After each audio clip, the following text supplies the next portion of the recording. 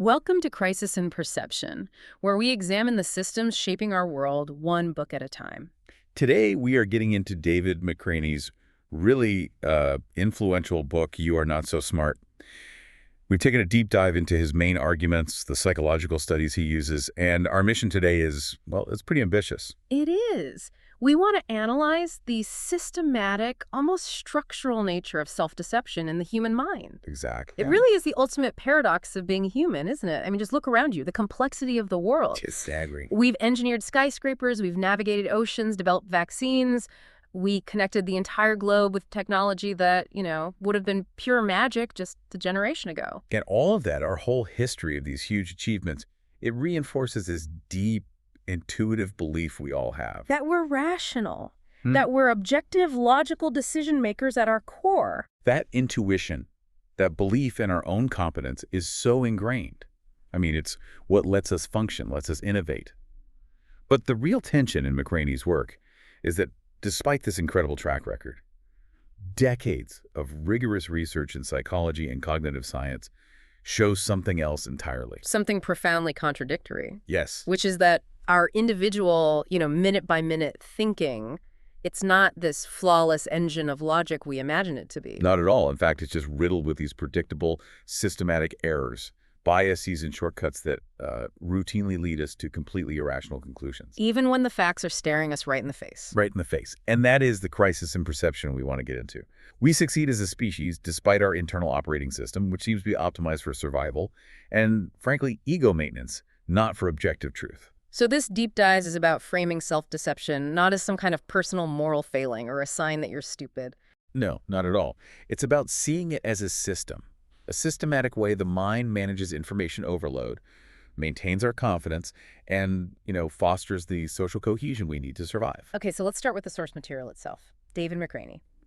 His background is in science journalism and psychology communication. Which makes him the perfect guide for this, really. He didn't invent these concepts, but what he did so brilliantly was organize them into this one potent argument. He positions You Are Not So Smart as a direct...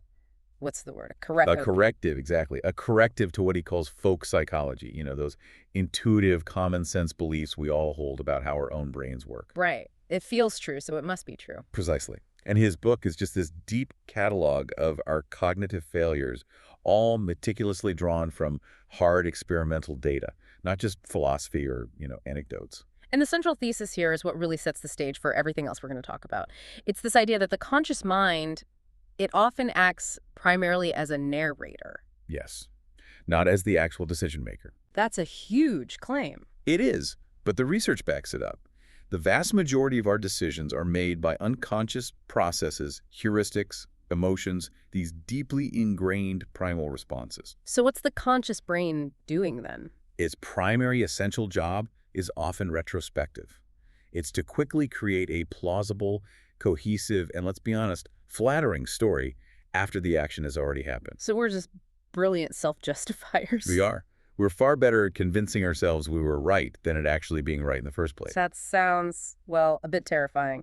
If our decisions are made unconsciously, what evidence is there that this narrator brain is just playing catch-up? You see it immediately in tasks that expose how specialized the brain is. The classic example, and he brings this up, is the Wasson selection task. It was developed by Peter Wasson back in 1977. Okay, let's set the stage for you. Imagine 4 cards are laid out in front of you. On one side of each card, there's a number, and on the other, a color. And the cards you can see are a 3, an 8, a red card, and a brown card. Now, here's the rule you have to test. The rule is, if a card has an even number on one side, then it must be red on the opposite side. Your mission is simple. What is the minimum number of cards you need to flip over to prove definitively whether that rule is true or false? And the results from the original studies are just shocking. Less than 10% of intelligent university-level participants got the right answer. Right. Most people tend to focus on affirming the rule. They want to prove it's true. So they flip the 8 to see if it's red, and they flip the red card to see if there's an even number on the back. The problem is, flipping that red card tells you absolutely nothing. If you see an odd number on the back, the rule is fine. It only applies to even numbers. If you see an even number, great, it confirms the rule, but you haven't tried to falsify it. Which is the whole point of scientific testing. Exactly.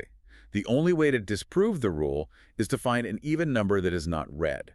So the only cards you absolutely have to flip are the 8 to make sure it is red. And the brown card. You have to flip the brown one to make sure it doesn't have an even number on the other side. That's it. And the moment you hear that answer, it clicks. It seems obvious. Yet 90% of people fail this abstract logical exercise. Why? I mean, if we're such logical beings, this should be simple. It reveals that the brain isn't a general-purpose logic machine.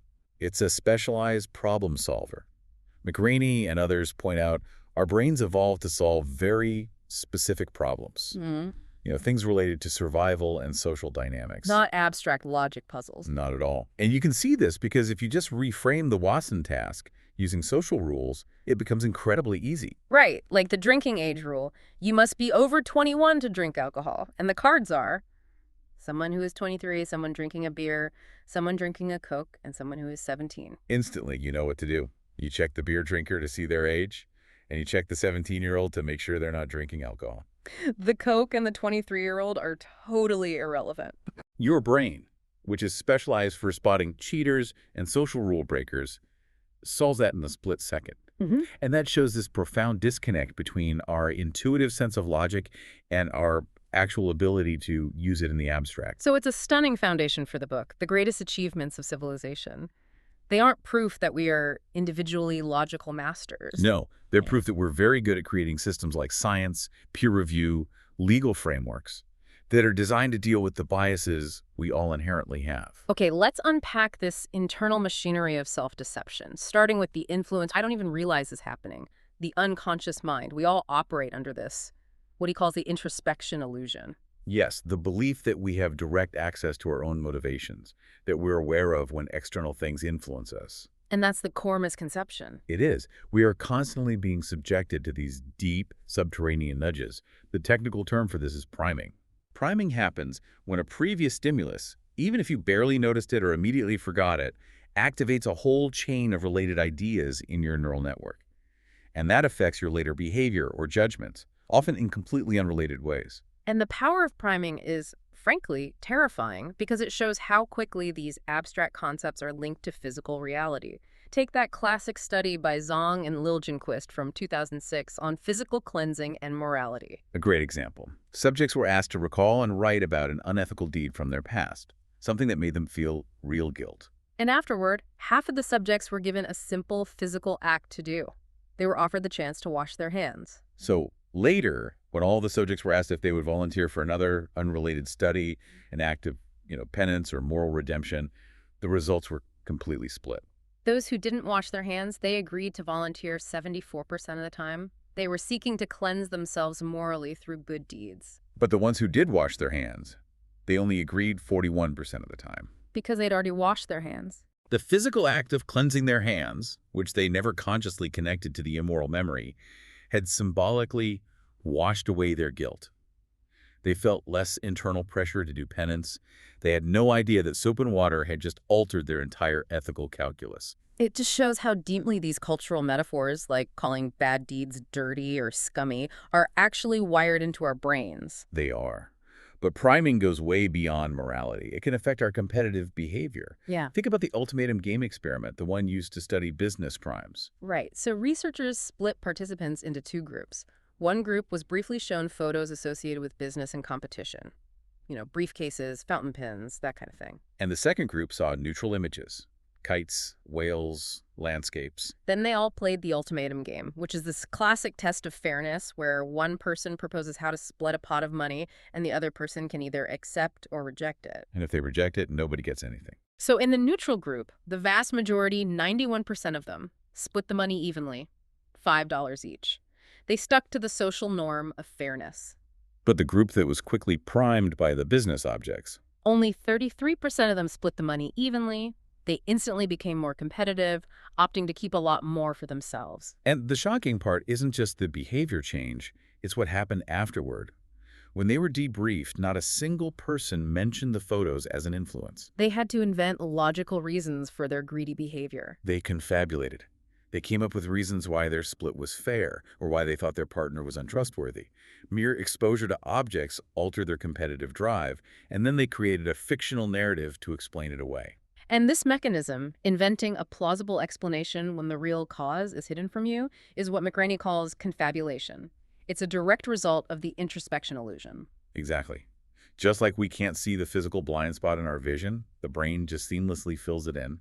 It does the same thing for holes in our motivation, our memory, and our reasoning. The most dramatic, really undeniable proof of this comes from split brain patients. Right. People who've had their corpus callosum, the nerve bundle, connecting the two brain hemispheres severed, usually to control severe epilepsy. So in the lab, if you show a split brain patient the cue walk, but only to their nonverbal right hemisphere, they'll just stand up and walk across the room. But the left hemisphere, which controls language and conscious thought, it never saw the cue. So when the researcher asks, "Why did you get up?" the left hemisphere can't say, "Because I was told to." It has no idea. So it instantly invents a logical reason. I needed to get a drink, or I wanted to check the clock.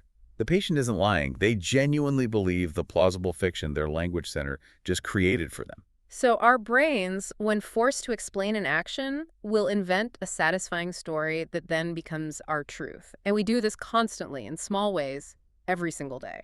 And this can lead to really poor long-term satisfaction when we try to force objective logic onto our emotional preferences. This was shown in Tim Wilson's 1990 poster test. Okay, so one group of college students was just told to pick their favorite poster to take home.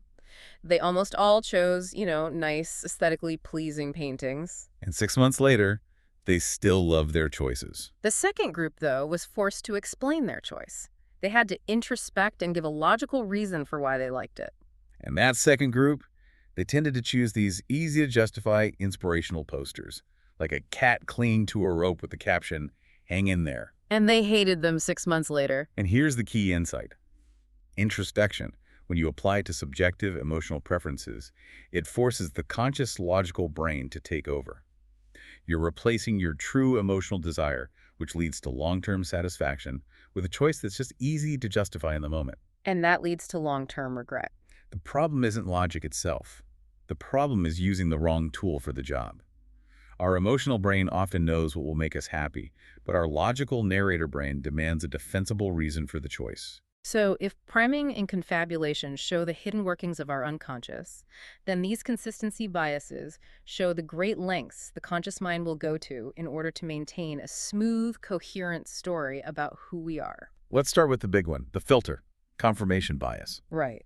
The great misconception is that we form our beliefs by objectively analyzing all the information out there. When the truth is, once a belief is formed, we spend the rest of our lives paying attention only to information that confirms what we already believe. We just effortlessly ignore anything that conflicts with it. It's like that anecdote where you have a conversation about some obscure movie like The Golden Child or something, and then for the next week you see references to it everywhere. On TV, in articles, everywhere, you think the universe is sending you a sign. But you're just not noticing the thousands of other things that aren't related to The Golden Child. That's the passive filter effect. Mm-hmm. But the truly dangerous part is the active pursuit of confirmation. That's what we see so often in partisan media. It's why punditry is a billion-dollar industry. I think it was Terry Pratchett who said, "People don't want news. They crave olds. They want information that tells them what they already know is true." And this is actually confirmed. There was a study of Amazon purchasing trends during the 2008 election that showed people deliberately bought books that reinforced their existing political views, Yeah. not books that would challenge them. And over time, this constant reinforcement just builds this intellectual fortress around you. You become incredibly confident in your worldview. Not because you've tested it rigorously, but because you've starved your mind of any contrary evidence. You're literally filtering reality to maintain your own consistency. And that feeds right into hindsight bias, the "I knew it all along" effect. Yes. When we learn something new, we rarely remember the state of ignorance we were in just moments before. We quickly rewrite our personal history to feel the comfort of always having been right. We project our current knowledge onto our past self. It's why fake proverbs are so convincing. Exactly. If I tell you haste makes waste, you nod along. It sounds like solid common sense. But then if you immediately follow that up with "he who hesitates is lost," you also nod along. Both feel like self-evident truth after you hear them, even though they're completely contradictory. Yeah. Hindsight bias makes you feel like you'd always considered both sides. And the danger here is that it masks poor decision-making. It leads to overconfidence. You look at a past failure and say, well, The outcome was obvious. When, in reality, at the time you made the decision, the outcome was completely opaque and risky. So if confirmation bias is filtering data and hindsight bias is rewriting history, then the Texas sharpshooter fallacy is actively manufacturing data. I love this analogy. It's the story of the cowboy who just shoots randomly at the side of a barn. Then he walks up, finds the tightest cluster of bullet holes, and paints a bullseye target right around them. Exactly. You ignore the thousands of misses, and you focus only on the small, constructed pattern to make yourself look like a master marksman. We see this with uncanny coincidences. People love to list the eerie similarities between Lincoln and Kennedy. Elected 100 years apart, both killed on a Friday, both succeeded by a guy named Johnson. Or the fictional ship Titan that sinks in a novel 14 years before the real Titanic, with a lot of similar details. The fallacy is ignoring the thousands upon thousands of differences, different states, different backgrounds, different weapons, different contexts, and selectively focusing on the tiny handful of similarities that fit the pattern you want to see. And this is driven by what psychologists call apophenia.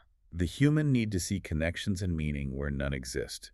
We crave order, and the chaos of pure chance is deeply uncomfortable. So we impose meaning on it. We create a comforting narrative that explains away the randomness.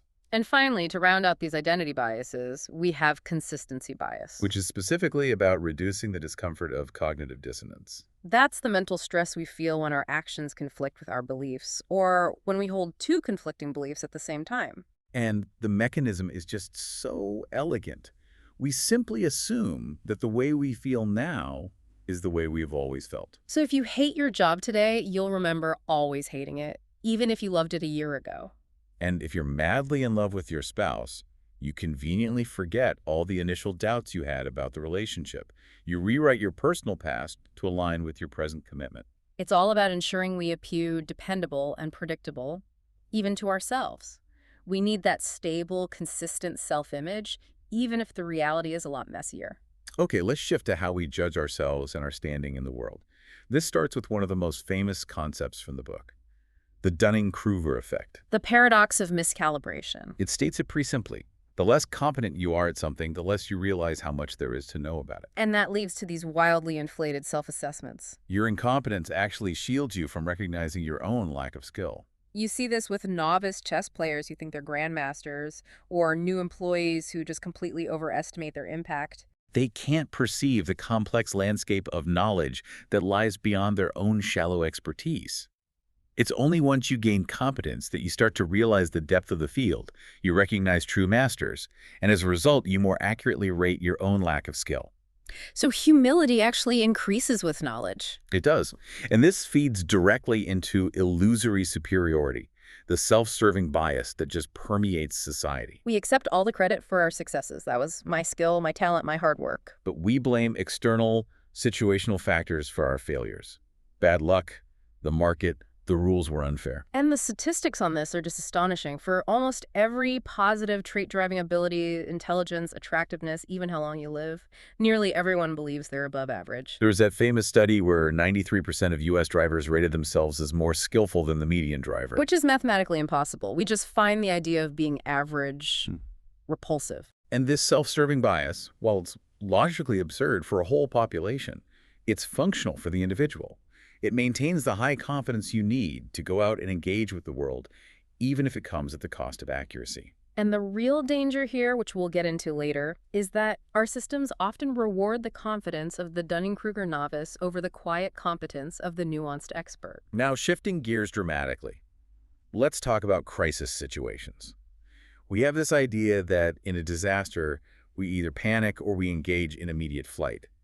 But the truth is much more complicated because of normalcy bias. Right. Normalcy bias is the tendency, when you're faced with an alarming or ambiguous crisis, to interpret the situation as business as usual, to become abnormally calm and delay action. It's an attempt to lower intense anxiety by just pretending everything is fine. The example of the Bridge Creek Moore F5 tornado in 1999 is just tragic. People had 13 minutes of warning, but many of them chose to stand outside, observe the storm, mill around. Delaying seeking shelter because they just couldn't bring themselves to believe that this catastrophic event was actually happening to them. The 1977 Tenerife airport disaster, the collision of two 747s in dense fog, is a clinical case study of this. Survivors from the Pan Am jet, which had its entire top sheared off, later recalled fire spreading everywhere and clear escape routes. Yet many of them just sat motionless, frozen. They were engaging in these mundane acts, putting on coats, collecting hand luggage, just begging the world to return to normal. And they missed the critical escape window. Normalcy bias forces the brain to stall, to wait for more familiar cues, and it persists until the threat crosses a threshold where it's often too late to act. The people who survive are usually the ones who've already mentally modeled the disaster and can act without having to think about it. And finally, when we're facing a social crisis, we run into the terrible logic of the bystander effect. This is the paradox that the presence of more witnesses actually decreases the likelihood that any single person will offer help. It's all about diffusion of responsibility. If a car's broken down on a busy interstate, everyone just assumes someone else will be along any second to help. But on a lonely country road, the responsibility lands squarely on you, and you're far more likely to stop. The Good Samaritan experiment by Darley and Batson in 1973 is just devastating proof of this.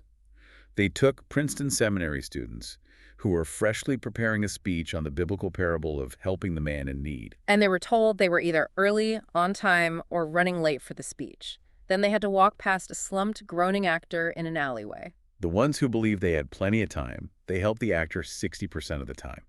But those who were told they were running late, despite having that parable fresh in their minds, they only stopped to help 10% of the time. It just reveals how profound that environmental pressure, the simple anxiety of being late, can instantly override deep-seated moral conviction. We have to know this systematic failure exists because the research is clear. The first person who acts breaks that psychological barrier and encourages everyone else to follow. Okay, so this is where we zoom out. We've mapped the internal wiring, the priming, the confabulation, the ego stuff. But why does this flawed, self-deceiving system persist collectively? The answer is that self-deception is an optimized system. It's built not for accuracy, but for survival, for confidence, and for social function. And we can map this system out by looking at the actors involved. Right. At the base, you have individuals all driven by this primal need for cognitive ease and a positive self-image. Then layered above that are social groups and culture, which establish all the shared norms and ideologies, everything from, cult indoctrination to basic brand loyalty. And at the top, you have the institutions and media, which are these sophisticated machines designed to leverage our individual biases for profit, for maintaining the status quo, or for political gain. Think advertising, punditry, corporate culture. And these actors are all driven by three fundamental incentives. The first is cognitive ease and efficiency. Thinking is hard. Using mental shortcuts, or heuristics, lets us navigate a complex world quickly, even if we have to sacrifice accuracy. The representativeness heuristic is a perfect example. If I give you a vague description of someone who sounds like a librarian, quiet, loves reading, wears glasses, you'll guess they're a librarian. Even if I tell you they were picked from a group that's 90% truck drivers. Yeah. Your intuition, relying on the stereotype, just completely overrules the statistics. We also lean really heavily on the effect heuristic. Which means we make snap judgments about risk and reward based on our immediate emotion, not on statistics. If something feels good, we rate its risk as lower. If it feels scary, we rate its risk as higher, no matter what the data says. It makes us terrible at assessing complex statistical risks. The second core incentive is identity protection and status preservation. The mind will vigorously resist any fact or evidence that invalidates the self we've spent our entire lives constructing. This is why we engage in self-handicapping. Before a venture that might fail, we create these external, disposable excuses. So if you have an important presentation, you might stay up late drinking the night before. If you succeed, hey, it's proof of your incredible ability, despite the handicap. And if you fail, you have a perfect external excuse. I was exhausted and hungover. You've protected your core identity as a competent person. And the third incentive is social belonging and cohesion. We are just hardwired to avoid conflict, often at the cost of the truth. This is what drives groupthink, where the pressure to maintain harmony suppresses crucial dissent. These incentives create these powerful, pervasive narratives that we tell ourselves and each other. Narratives like, I know exactly why I did that. That's confabulation. I'm objective and unaffected by propaganda. That's the third-person effect. Or, my strong beliefs are founded on solid evidence. That's confirmation bias. And this all forms these highly resilient feedback loops that automatically resist being corrected. It's a simple loop. Belief leads to justification, which leads to reinforcement, which leads to resistance to correction. You can see this insidious loop in the common folk wisdom about venting anger. For centuries, the idea was that venting was cathartic. The hydraulic model, you have to release the pressure or the kettle will explode. And it feels good to let off steam. It provides immediate emotional relief. But extensive psychological studies, particularly by Brad Bushman, prove the exact opposite. In one experiment, subjects were deliberately insulted. Then they were allowed to either sit quietly for 2 minutes or vent their rage by punching a bag while thinking about the person who insulted them. Afterward, they were given the chance to punish the insulter with painful noise blasts. Those who sat quietly set the volume for the noise blast significantly lower. Those who vented their anger by punching the bag, they set the volume much, much higher. Venting does not extinguish anger. It sustains and reinforces the aggressive behavior because the act of venting itself is rewarding. It creates a dependency loop.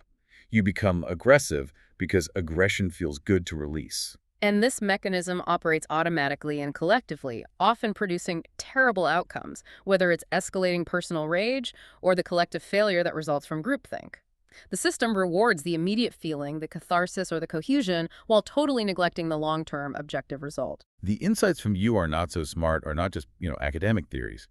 They provide the infrastructure for understanding modern society, especially our current state of polarization. When you merge confirmation bias with the third-person effect, you get this intractable belief rigidity. The third-person effect is the belief that you are rational, objective, and well-informed, but everyone who disagrees with you is just easily manipulated by propaganda, biased media, or sources you don't trust. So we filter information to confirm our own beliefs, and then we simultaneously believe that only other people fall for the garbage out there. It allows you to maintain your self-image as the objective, rational one, while dismissing half the population as hopelessly gullible. This makes any kind of productive political discourse virtually impossible. And when our beliefs do clash, the discussion often just devolves into logical fallacies instead of addressing the facts. Two of the most common are the straw man and the ad hominem fallacies. The straw man fallacy is just rampant online. You take your opponent's nuanced, complex argument, and you quickly reframe it into an absurd, easier-to-refute caricature, the straw man, which you then tear down. It's a total deflection. Anytime an argument starts with, so what you're saying is we should all just throw our borders open, or everyone knows that approach is socialist. Yep. The person is building a straw man to avoid actually tackling the facts of the opponent's real position. And the ad hominem fallacy is just as destructive. Instead of attacking the argument, you attack the character of the person making it. If you can successfully dismiss the person as untrustworthy or biased or incompetent, you don't have to engage with their claims at all. These are psychological shortcuts that create an emotional victory, but they're completely destructive to seeking truth. We also see these biases just fundamentally undermining our organizations. In the workplace, groupthink, driven by that desire for social cohesion, leads to the suppression of crucial dissent. And that's compounded by social loafing, the tendency for people to exert less effort when they're working in a group toward a common goal than they would if they were working alone. The responsibility is diffused. It leads to a dip in efficiency that organizations have to actively fight against.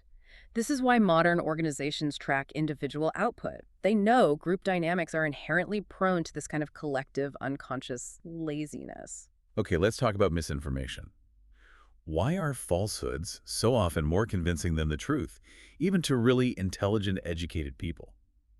McRaney offers some clear mechanisms. It comes back to the availability heuristic and the affect heuristic. We overestimate the prevalence of events we can easily recall, especially sensational news stories like shark attacks or rare plane crashes, while we routinely ignore the statistical baseline risk of, say, driving our car. And because of the affect heuristic, a single emotionally powerful story or anecdote will almost always beat a complex, nuanced fact sheet or a statistical chart. An anecdote is available, it's vivid, it's highly charged, and that makes it feel more true and more common than the complex, boring reality. And this emotional vulnerability is then leveraged by the misinformation effect. Memories, as we established, are not perfect recordings. They're reconstructed every single time we access them. This makes them incredibly permeable to outside influence. Elizabeth Loftus's work on this was groundbreaking. She showed that by simply changing a single verb in a question asking subjects how fast cars were going when they smashed versus when they contacted. She radically altered their speed estimates. Yeah. And worse, the people in the smashed group incorrectly recalled seeing broken glass in the image, even though there was none. She even managed to convince intelligent subjects that they had met Bugs Bunny at Disney World as a child. Despite Bugs being a Warner Bros. Character, Yeah. the memory gets corrupted and reconstructed based on the new, influencing information. This explains why eyewitness testimony is so unreliable and why deep, false memories can be held with absolute certainty, even by rational people. Finally, let's look at a really personal implication. Self-control failures. Procrastination. We often chalk it up to laziness, but the research points to a systematic failure of impulse control, a failure to think about thinking. And the mathematical explanation for this is hyperbolic discounting. We exhibit this profound and irrational preference for a smaller reward now over a much larger reward later. For example, most people would prefer $50 today over $100 in a year. Even though the rational choice is obviously to wait a year for double the money. But the value of that future reward just diminishes drastically the closer the present, smaller reward gets. And the irony is that if you delay both options, say $50 in 5 years versus $100 in 6 years, most people choose the larger reward. Because the immediate pressure of the present choice is removed. And the logical brain, realizing a 100% return in 1 year is a good deal, finally takes over. This mechanism explains why you stock your Netflix queue with all these important documentaries you should watch, but when Friday night comes around, you just default to the immediate, low-stakes comfort of reality TV. Your brain is prioritizing immediate want over future should. This whole analysis confirms that our individual cognitive flaws, they aren't randomly distributed. They're systematically exploited or even rewarded by the structures we live in. We have to ask, why do our systems reward confidence over accuracy? The pervasiveness of the Dunning-Kruger effect and illusory superiority means that our leadership structures often select for self-belief, not objective competency.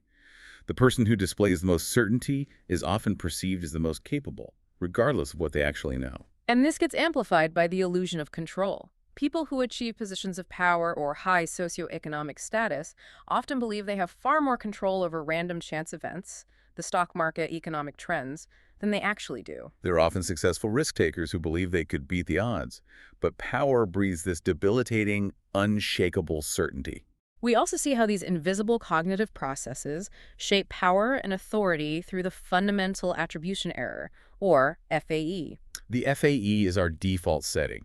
It's the strong, unconscious tendency to attribute a person's negative behavior entirely to their internal personality, while ignoring the external situational influence that might be driving them. It's the difference between saying, that driver is a total jerk, versus realizing, that driver is rushing because of a life-or-death emergency at the hospital. We attribute things to disposition and often overlook the massive influence of the environment. When we're consuming media, we commit the FAE constantly. When someone commits a high-profile, violent act, the going postal phenomenon, we immediately label them a monster or a lunatic. We comfortably ignore the potential intense job stress, the social isolation, the systemic pressures that preceded the act. We want a simple dispositional explanation. They are evil because a situational explanation, the system broke them, is frankly terrifying. Philip Zimbardo's 1971 Stanford prison experiment is maybe the most terrifying, if ethically problematic, illustration of this. Zimbardo took average, well-adjusted college students and randomly assigned them roles as either prisoners or guards. The experiment was supposed to last 2 weeks, but they had to shut it down after just 6 days. The guards, given only the instruction to maintain order, quickly became sadistic, abusive, and creative in their psychological torture. The prisoners rapidly descended into passive learned helplessness and severe emotional distress. What the experiment showed through the lens of the FAE is that average students, when placed in a system that grants them power and anonymity, transformed into abusers or victims seemingly overnight. The environment was far more powerful than their individual personalities. The FAE tells us only bad people do bad things. The Stanford study screams back, anyone is capable of becoming a monster if the situation allows for it. Finally, we have to look at why common sense so often masks these deeply flawed assumptions about justice and reality. The just world fallacy is maybe the most pervasive and comforting piece of folk psychology we cling to. This is the soothing belief that the world is inherently fair, and therefore people who suffer misfortune, poverty, addiction, homelessness, must have done something to deserve it. And conversely, those who succeed must deserve their success. This fallacy lets us maintain a false sense of personal security. As long as I am a good person, I will be safe. It's a defense mechanism against the terrifying randomness of life. And the harmful outcome is that it leads to victim blaming in cases of assault or bullying or systemic failure. Because blaming the victim is easier than accepting that socioeconomic factors, birthright, and just sheer random chance are massive drivers of success and failure. And let's bring it all the way back to our basic senses.